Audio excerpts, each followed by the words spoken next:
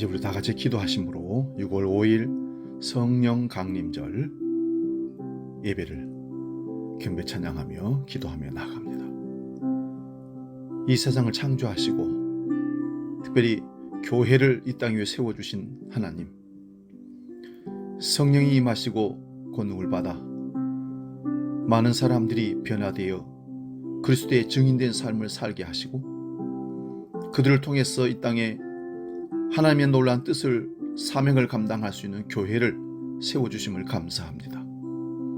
오늘은 성령 강림하셨던 초대교회의 그 모습을 그리워하며 기념하는 강림절로 지킵니다. 우리 가운데 성령을 충만케 하셔서 오늘도 우리가 드리는 예배가 영과 진리의 예배가 되게 하시며 우리가 드리는 찬송과 기도와 간구와 예물이 향기로운 예물되어 하나님을 기쁘시게 하는 온전한 예배가 될 수 있도록 주님 붙들어 주시옵소서.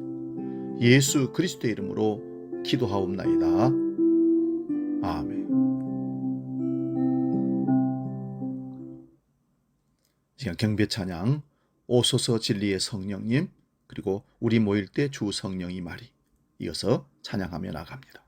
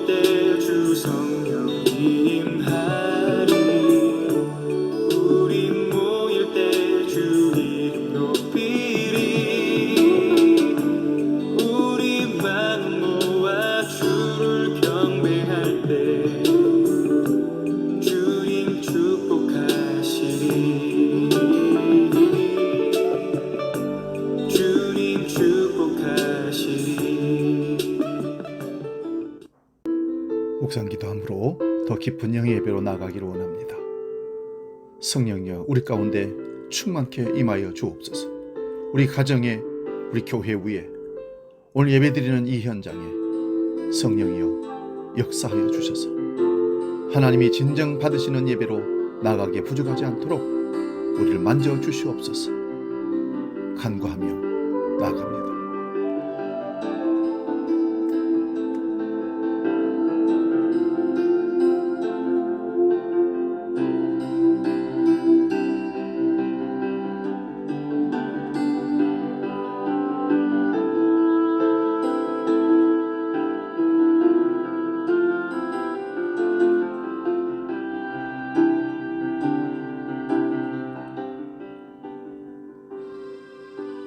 진리의 성령님이 오시며 그가 너희를 모든 진리 가운데로 인도하시리니 그가 스스로 말하지 않고 오직 듣는 것을 말하며 장래의 일을 너희에게 알리시리라.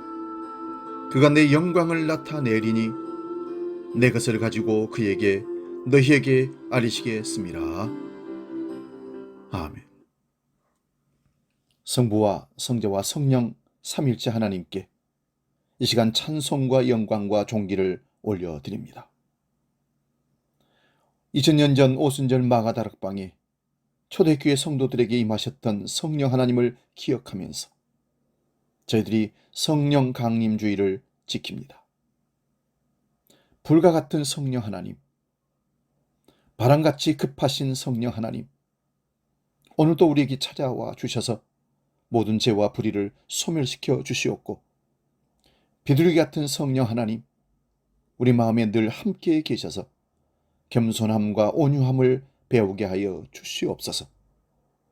날마다 우리에게 하늘의 비밀을 깨우쳐 주시옵고 이 시간 우리의 마음을 성령의 충만함으로 채우셔서 거룩한 예배가 일어날 수 있도록, 받으시는 예배가 될 수 있도록 인도하여 주시옵기를 재림의 주로 다시 오시는 예수 그리스도의 이름으로 기원하옵나이다. 아멘. 계속해서 기도할 때에 우리 한 주간의 삶을 깊이 성찰하고 돌아보면서 하나님 앞에 지었던 죄와 사람들 앞에 지었던 허물과 실수를 하나님 앞에 정직한 마음으로 고백하여 사죄의 은총을 받기를 원합니다. 함께 기도하겠습니다.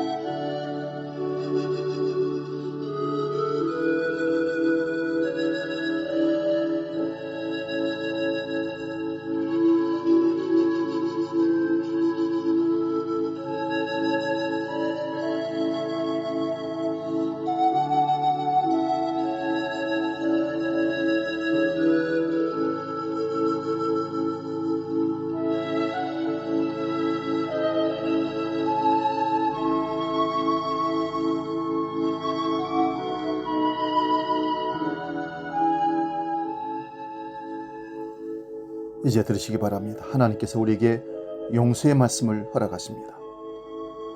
그러므로 이제 그리스도 예수 안에 있는 자에게는 결코 정죄함이 없나니 이는 그리스도 예수 안에 있는 생명의 성령의 법이 죄와 사망의 법에서 너를 해방하였음이니라. 아멘.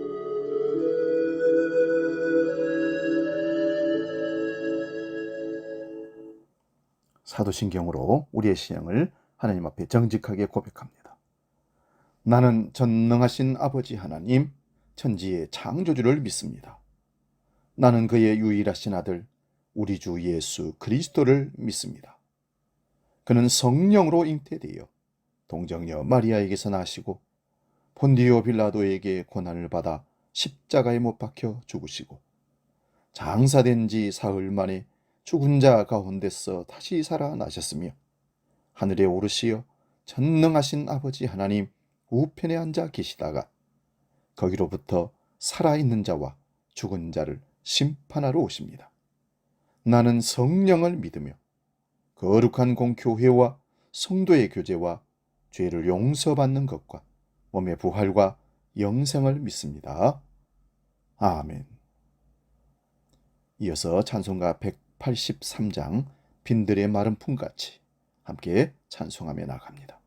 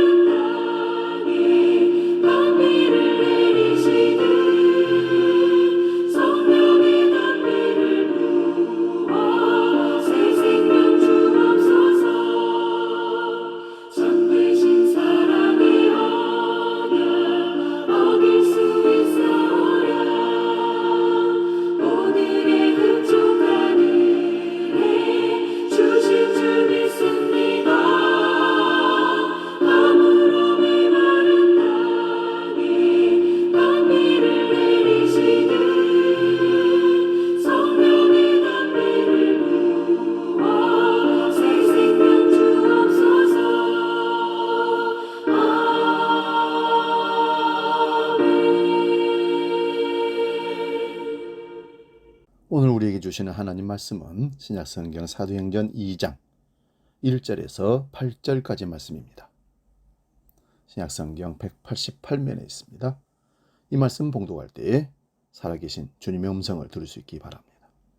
사도행전 2장 1절에서 8절 지금 봉독합니다.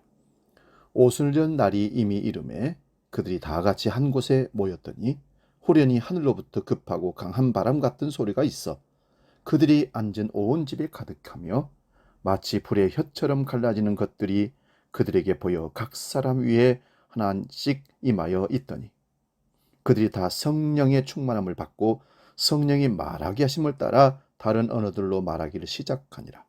그때에 경건한 유대인들이 천하 각국으로부터 와서 예루살렘에 머물러 있더니 이 소리가 남에 큰 무리가 모여 각각 자기의 방언으로 제자들이 말하는 것을 듣고 소동하여 다 놀라 신기하게 여겨 이르되 보라 이 말하는 사람들이 다 갈릴리 사람이 아니냐 우리가 우리 각 사람이 난 곳 방언으로 듣게 되는 것이 어찌 됨이냐.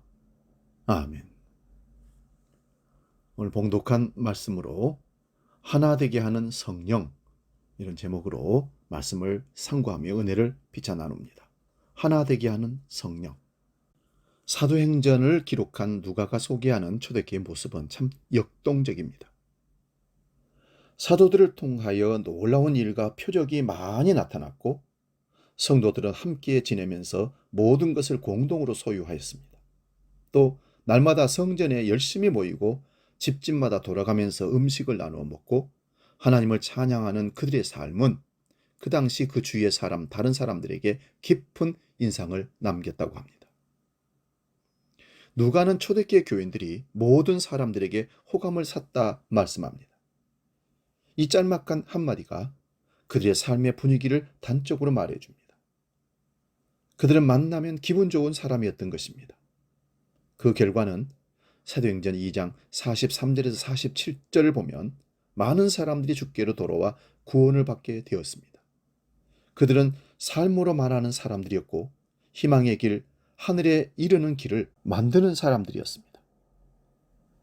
그들의 이런 삶을 가능하게 한 것은 물론 성령의 임재입니다. 성령이 임하심 때문입니다. 우리의 힘이나 우리 혼자서는 이 목표에 결코 우리는 이르기가 어렵습니다. 어느 날 밤 모닥불을 피워놓고 그 모닥불을 찌면서 바라보고 있던 한 젊은이가 자신의 선배에게 심각하게 자기 고민을 털어놓았다고 합니다.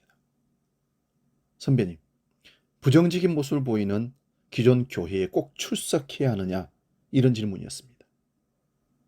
그 젊은이 후배의 고민을 들은 선배는 말없이 모닥불 속에 타오르고 있는 장작개비 하나를 꺼내서 가만히 옆에 던져놓았습니다. 얼마 후 그 장작개비는 불꽃이 사그라들고 연기만을 피우고 있었습니다. 물끄러미 그 광경을 보고 있던 선배가 후배에게 말했습니다. 자네는 지금 우리가 함께 있어야 할 이유를 보고 있네. 젊은이는 고개를 끄덕였습니다. 무슨 말입니까? 장작이 함께 모여 있을 때 열을 발산하여 불을 일으킨다는 것입니다. 그러나 하나를 끄집어내서 던져놨을 때는 결국은 혼자 탈 수 없어 연기만 피우더라, 그런 얘기입니다. 교회도 허물 많은 사람들이 모인 곳이다 보니 문제가 많습니다. 하지만 서로가 온기를 나누어 주면서 우리는 거룩한 삶을 향해 함께 성장해 가야 합니다. 교회는 성령의 임재를 통해 탄생한 공동체입니다. 그래서 성령의 임재 속에서만 교회는 교회일 수 있는 것입니다. 우리가 드리는 예배와 친교와 봉사를 하나로 이어주는 것은 바로 성령의 감동, 감화입니다. 그래서 성령이 떠난 교회는 죽은 교회입니다. 성령의 능력 안에 있는 교회는 모든 특권과 차별이 사라진 공동체가 되는 것입니다. 우리는 수없이 많은 경계선 속에 살아가는 것이 사실입니다. 단적으로 강남에 사는 사람과 강북에 사는 사람은 여러 가지 면에서 차이를 보이고 있습니다. 향유하고 누리는 문화의 질과 생활 방식의 차이, 사고방식의 차이가 여실히 드러나고 있는 것이 현실입니다. 이전에는 확연하게 보이지 않던 세대 간의 경계선도 최근 선거를 통해서 드러나고 있습니다. 20대, 30대, 40대, 50대, 60대, 60대 이상, 이런 식으로 자기들이 추구하는 삶의 방향이, 지지하는 후보가 다르다는 것입니다. 많이 누리고 사는 사람과 그렇지 못한 사람을 가르는 경계선도 여전히 우리 가운데 존재합니다. 우리는 자기 구역에 속해 있는 사람들과 함께 살아가는 일에는 익숙하지만 다른 구역에 살아가는 사람들에 대해서는 낯설어 합니다. 이것이 사회의 통합을 깨뜨리고 위화감을 불러일으키는 것입니다. 하지만 예수님은 그러한 사회적 장벽들과 경계선을 가로지르며 사셨습니다. 예수님은 유대인이면서 때로는 사마리아인이나 이방인들을 만나는 것도 꺼리지 않으셨고, 그 당시 사회 질서에 의해 죄인으로 규정된 사람들과도 스스럼 없이 만나셨습니다. 여성들과도 차별 없이 만나셨습니다. 법 앞에서 만민이 평등하다고들 하지만 이 세상에는 특권을 누리는 사람들과 차별받는 사람들이 분명히 존재합니다. 그러나 교회는 그러한 특권과 차별이 사라진 곳이어야 합니다. 성령이 우리 가운데 오시면 제일 먼저 특권을 누리던 사람들이 섬기는 사람으로 변화됩니다. 바울사도는 공동체의 덕을 세우기 위해서 자기가 누릴 수 있는 일체의 권리를 다 포기했다고 합니다. 하나님의 성령의 능력 안에 있는 교회는 서로를 낯선 자로 여기지 않고 귀중한 하나님의 은사를 가진 그리스도의 지체로 인정하게 됩니다. 우리는 불완전하기에 누군가의 도움을 받으며 살아야 합니다. 우리는 그래서 끼리끼리 모이는 것을 굉장히 좋아합니다. 성격도 비슷하고 취미도 비슷하고 생활 수준도 비슷한 사람이어야 불편함을 느끼지 않기 때문입니다. 하지만 우리는 나와 다른 사람과 만나야 이전에 보지 못하던 세계를 볼 수 있습니다. 영적인 일에 있어서도 마찬가지입니다. 성령의 능력 안에서 살아가는 우리는 누구나 다 은사를 받은 사람들입니다. 그런데 우리가 알아야 할 것이 있습니다. 여러분, 은사는 스스로 만족하라고 주신 것이 아니라 남을 위해 사용하라고 주신 것이라는 사실입니다. 병 고치는 은사를 받은 사람은 그 은사를 병든 사람들을 위해서 사용해야 합니다. 가르치는 은사를 받은 사람은 가르치는 일에 그 은사를 사용해야 합니다. 찬양의 은사를 받은 사람은 하나님을 찬양하는 일에 그 은사를 사용해야 합니다. 물질적인 축복을 받은 사람은 가난한 사람들을 위해서 그 물질을 사용해야 하는 은사가 부어진 것입니다. 신앙 공동체 속에서 우리가 활용해야 하는 은사는 신령한 기쁨을 줍니다. 우리의 수고가 돈으로 환산되지 않고 온전히 다른 성도의 영적인 성숙을 위해서 사용된다는 것은 정말 행복한 일 중에 행복한 일입니다. 다양한 성도들이 함께 모여 신앙생활을 할 때 갈등이 없을 수 없습니다. 그런 때일수록 우리가 잊지 말아야 할 것은 그는 나의 신앙적 인격적 성숙을 위해서 하나님으로부터 받은 소중한 은사 받은 사람이라는 사실을 알아야 합니다.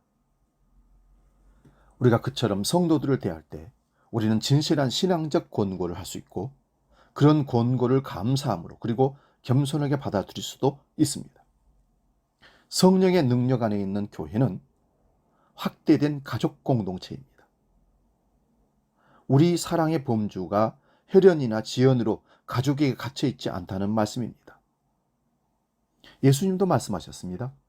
하나님의 뜻을 행하는 사람들이 나의 어머니고 내 형제고 자매라고 말씀했습니다. 성도들은 서로를 형제애로 자매애로 사랑해야 합니다.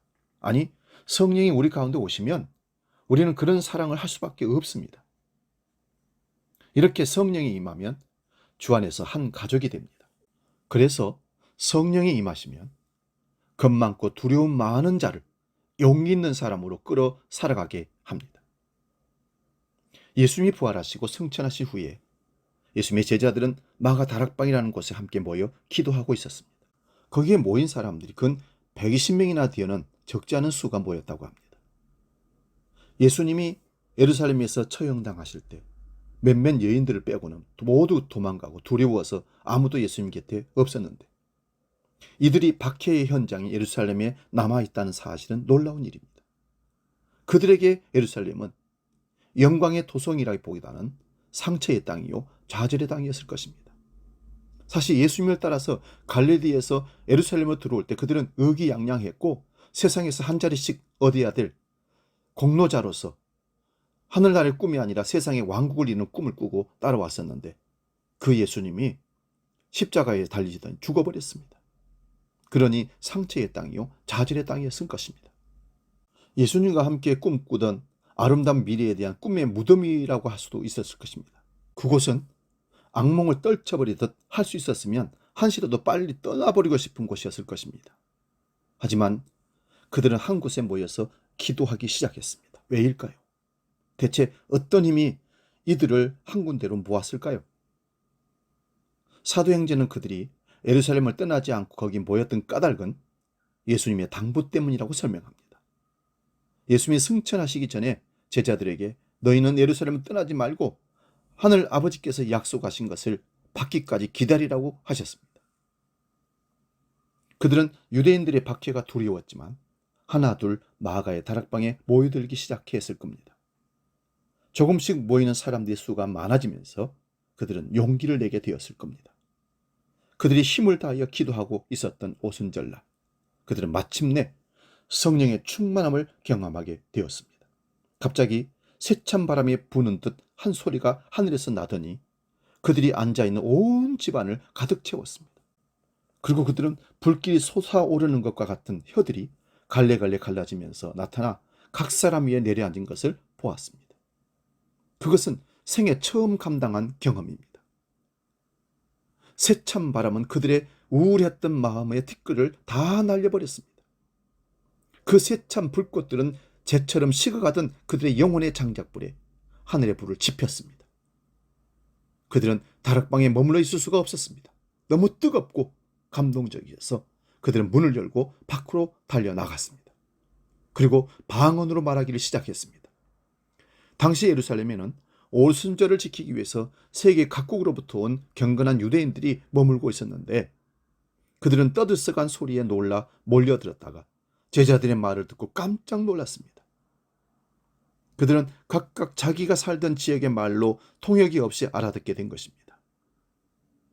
여러분, 성령 강림 사건을 전하는 누가가 처음으로 주목한 것은 사람들 사이에 의사소통의 길이 열렸다는 것입니다. 저는 이것을 근본적인 언어의 회복이요, 잃어버린 언어의 회복이라고 말하고 싶습니다. 창세기 11장에 나오는 바벨탑 사건 이후 사람들은 서로 통할 수 없는 언어를 사용했습니다. 외국어를 말하는 것이 아닙니다. 사람들의 말이 서로의 가슴에까지 전달이 되지 않았던 것입니다. 나는 슬퍼요 하고 말해도 사람들은 내 슬픔을 공감하지 않습니다. 나는 외롭다고 해도 누군가 다가와서 친구가 되어주지 않습니다. 내가 기쁘다고 해도 곁에 다가와 함께 춤을 추지 않습니다. 같은 언어를 사용하면서도 우리는 상호 소통하지 못하는 단절된 세상을 살고 있습니다. 그런데 성령이 우리 가운데 오시면 우리는 가슴의 언어에 반응을 하게 됩니다. 사랑하는 여러분, 성령은 그렇게 우리 사이에 막혀있던 담을 헐어버립니다. 세찬 바람과 거센 불길이 담을 무너뜨리고 담을 넘는 것처럼 성령이 임하시면 우리는 모든 차이를 넘어 상호 소통할 수 있게 됩니다. 먼저 성령은 하나님과 우리의 사이에 소외, 외로움을 극복하게 합니다. 성령이 오시면 우리는 하나님의 용서하심을 믿게 됩니다. 세상에는 자기 죄에 대한 아픈 기억을 가슴에 품고 살아간 사람들이 참 많습니다. 가슴에 품고 있는 죄책감은 건강한 삶을 가로막고 있는 장애물입니다. 사람은 누구나 기억하고 싶지 않은 부끄러운 아픈 기억을 한두 개쯤 가지고 있습니다. 그런 기억들은 세월이 가도 우리를 사로잡아 놓아주지를 않습니다. 그게 해결이 되지 않으면 살아도 사는 게 아닙니다. 풀 수 있다면 풀어야 합니다. 하지만 돌이킬 수 없다면 하나님께 맡겨드려야 합니다. 하나님은 진심으로 자기 죄를 아파하고 참여하는 이들의 모든 죄를 용서해 주시는 넉넉한 능력의 하나님이십니다. 이것이 예수님이 전하신 복음이요, 성령이 우리 마음에 오시면 하나님의 용서하심을 마음으로 믿게 되는 것입니다. 용서받은 사람은 그럼 어떻게 삽니까? 야, 이제 해방이다, 맘대로 살자. 그렇지 않습니다. 빛을 탕감받은 이의 기쁨을 가지고 이 세상을 살게 됩니다. 남들에 대해서는 더 너그러워집니다. 자기 욕망에 끌려가지 않는 존재가 되는 겁니다. 그리고 성령은 사람과 사람 사이에 있는 분리와 차별의 장벽도 넘어서게 만듭니다. 미국에 사는 한국 사람들이 흑인들과 갈등을 빚는다는 얘기를 우리는 종종 듣습니다. 문제는 한국인들이 턱없이 흑인들을 깔본다는 것입니다. 흑인들이 하대받을 이유가 있습니까? 그들의 피부색이 검다는 것이 그런 이유일 수는 없습니다. 지금 우리나라에도 외국인 노동자들이 많이 들어와 있습니다. 그런데 안타까운 것은 코리안 드림을 꿈꾸며 왔던 그들이 한국인에 대한 적대감을 가지고 돌아간다는 사실입니다. 그들은 왜 천대받고 학대받았을까요? 국민소득이 우리보다 못한 나라에서 왔기 때문에 그런다는 것입니다. 이건 참 부끄러운 얘기입니다. 여러분, 먹을거리가 조금 넉넉하다고 그러지 못한 나라의 사람들을 무시하는 행위는 죄입니다. 여러분, 왜 우리가 이렇게 되었는지 아십니까? 우리 가슴이 불모지가 되었기 때문입니다. 사막이 된 것입니다. 메말라 있기 때문에 그렇습니다. 가슴이 불모지가 되면 사람은 하나님의 형상이 아니라 육체가 되는 것입니다. 짐승같이 변합니다. 날카롭습니다. 여러분, 우리 속에 성령의 바람이 불어와야 우리 속에 하늘의 불이 지펴져야 합니다. 우리가 다른 사람들의 아픔을 아픔으로 느끼고 다른 사람들의 기쁨을 기쁨으로 공감할 줄 아는 참 사람이 되기 위해서는 성령께서 우리 마음에 오셔서 볼모지가 않은 우린 가슴을 촉촉히 적셔 옥토로 만들어 주셔야 합니다. 부드러운 땅으로 만들어 주셔야 거기에 싹이 나고 잎이 피고 꽃이 피고 열매를 맺게 되는 것입니다. 성령을 체험했던 초대교회 교인들은 유대인이라는 선민의식의 높은 벽을 넘어 이방인들과 친교의 악수를 나눌 수 있었습니다. 이방인 기독교인들은 예루살렘에 있는 성도들이 기근으로 어려움을 겪고 있다는 말을 들었을 때 그들을 위해서 연보 헌금을 거두어 보내주었습니다. 그들은 인종, 피부색, 국적을 떠나 그리스도 안에서 한 몸을 이루었던 것입니다. 성령 받으면 다른 이가 남같이 여겨지지 않습니다. 어느 목사님이 누가복음 10장에 나오는 선한 사마리아 사람 비유를 어린이들에게 가르쳤답니다. 그러다가 아이들에게 질문을 했습니다. 여러분, 사마리아 사람은 왜 강도 만난 사람을 도와주었을까요? 그랬더니 한 어린아이가 이렇게 대답했답니다. 자세히 보니까 잘 아는 사람이었던가 봐요. 그래서 모든 사람들이 다 웃었는데 나중에 가만히 생각해 보니까 그 어린이가 했던 말이 참 깊은 이야기더랍니다. 여러분, 고통당하는 사람이 나와 무관한 사람이 아니라 잘 아는 사람이라고 생각할 때 비로소 우리는 남을 도울 수 있는 사랑이, 섬김이 있기 때문입니다. 예전에 남녀 선교 회원들이 행주 산성에 있는 요양원에 봉사를 간 적이 있습니다. 갔는데 얼마나 기쁘게 일들을 감당하는지, 봉사할 때 봉사하는 분들의 모습이 그렇게 좋아 보일 수가 없었습니다. 그런데 그 할머니, 할아버지들이 나와 무관하다고 생각하면 그렇게 기쁜 표정으로 도울 수는 없었을 것입니다.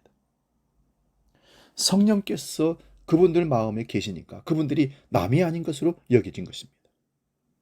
성령 받으면 사람들은 피조물의 신음소리까지도 예민하게 반응하게 된다는 것입니다.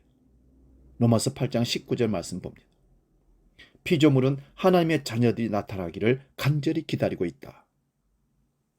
근데 여기서 하나님의 자녀들은 성령을 받은 사람들을 말하는 것입니다.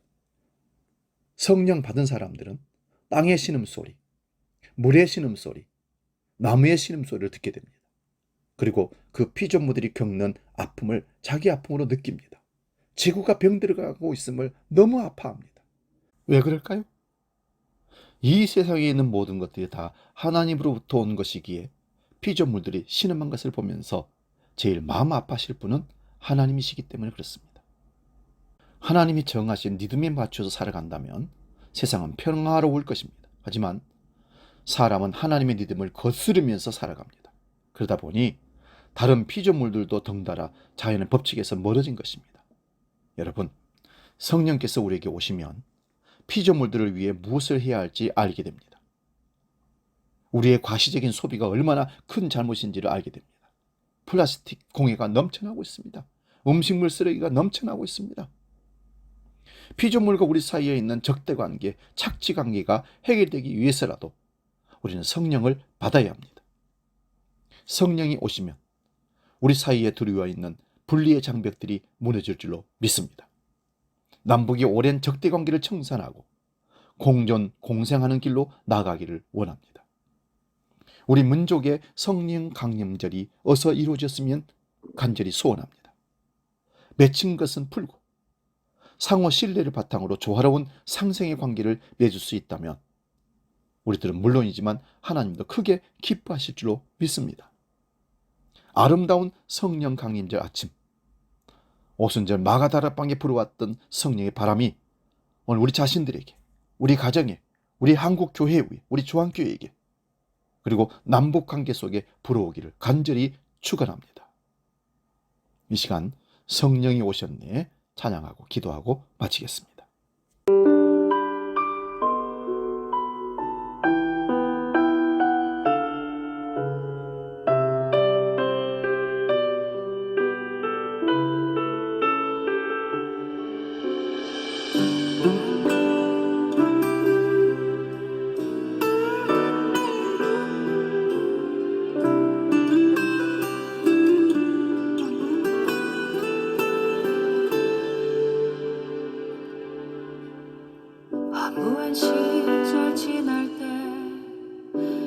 분 한숨 내쉴 때 그런 풍경 보시며 단식하는 분 있네.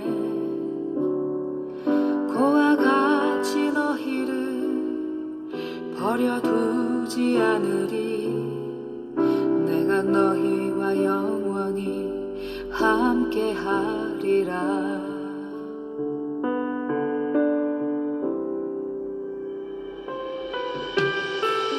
억눌린 자 갇힌 자 자유함이 없는 자 피난처가 되시는 성령님 계시네.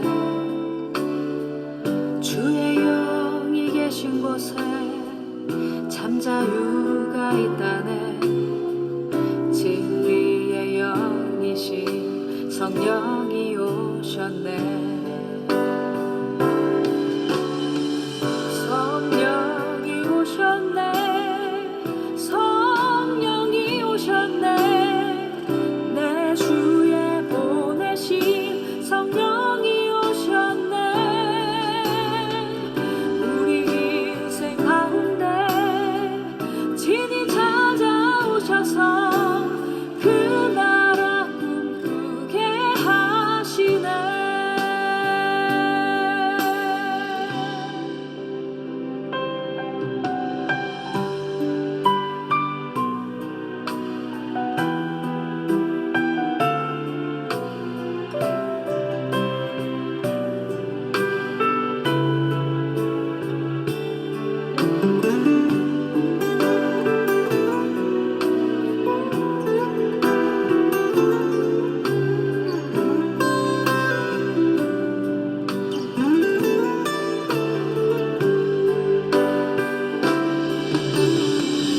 성령이 오셨네.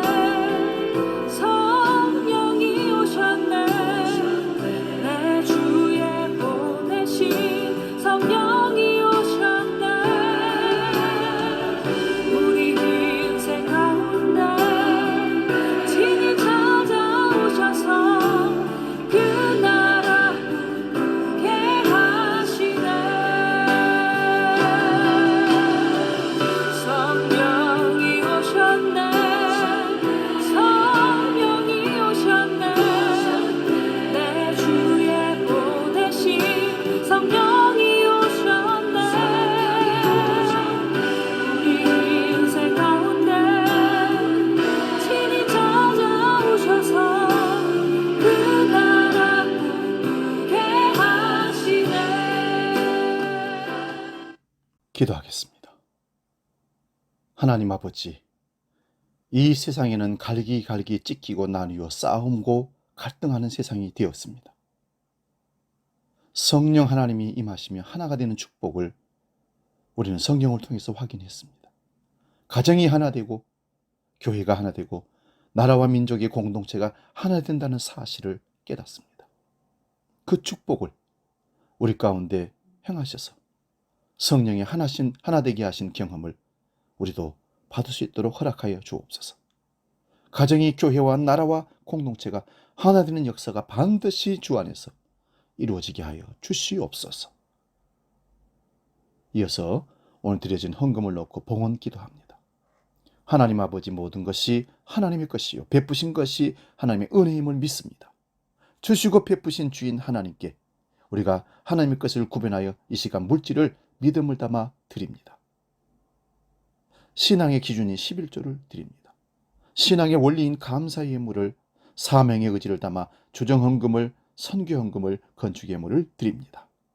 목적대로 원하시는 대로 흘려보내져 쓰임받고 하나님의 영광만 드러나게 하여 주시옵소서. 거룩하신 예수님의 이름으로 축복하며 기도하옵나이다. 아멘. 찬송가 51장 주님 주신 거룩한 날 함께 찬송하며 봉헌하겠습니다.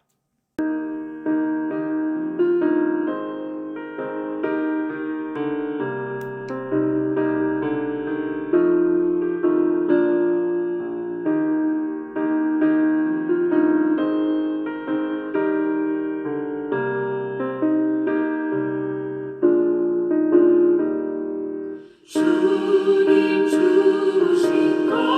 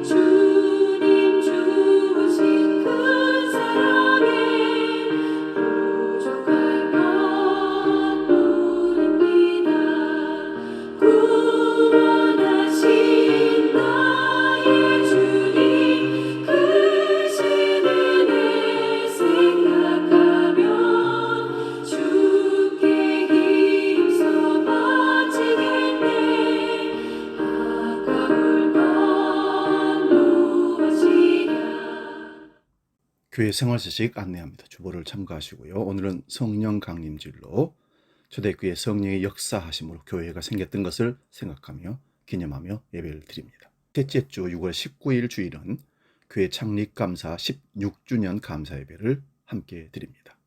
우리 이웃들, 그동안에 교회 코로나 때문에 떨어져 있던 우리 식구들도 함께 초대해서 드리는 그런 시간을 마련하려고 합니다. 오늘 식사 후에 창립 감사 주일 찬양 중창단 모임 찬양 연습이 있습니다. 유튜브로 드리는 아침 예배에 다 참여하셔서 신앙에 조금이라도 도움을 받을 수 있기를 바랍니다. 찬송가 430장 주와 같이 길 가는 것 찬송하고 축도하고 마치겠습니다.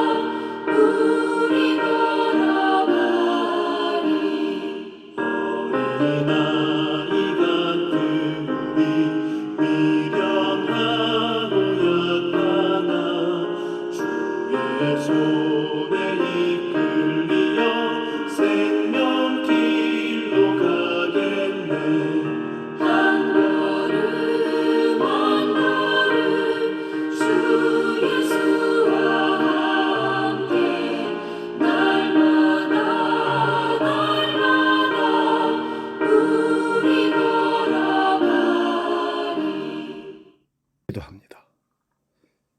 살아계신 아버지 하나님, 성부 하나님과 성자 하나님이 이 땅에 성령을 보내셔서 그리스도의 일을 알게 하시고 깨닫게 하시고 주님을 따라갈 수 있도록 인도하시고 보호하시니 감사를 드립니다. 그 성령님이 임하시면 하나가 된다는 사실을 깨닫습니다. 우리 가정이, 교회가, 한국 교회가, 이 민족이 성령 안에서 성령의 능력으로 하나가 되는 역사를 우리가 역사 가운데 경험케 하여 주시옵소서. 주 성령님이 친히 역사하셔서 우리의 모든 막힌 담을 헐게 하시고 담을 헐어버리고 주 안에서 함께 하나 되는 놀라운 공동체의 역사를 맛보게 하여 주시옵소서. 이제는 우리 주 예수 그리스도의 은혜와 아버지의 크고 놀라우신 사랑과 성령 하나님의 도우시고 인도하시는 크신 역사가 성령의 하나 되게 하신 것을 힘써 지키며 성령 충만의 삶을 살기로 결단하는 모든 주의 백성들 머리 위에 이제로부터 영원히 함께 하시기를 간절히 축원하옵나이다. 아멘.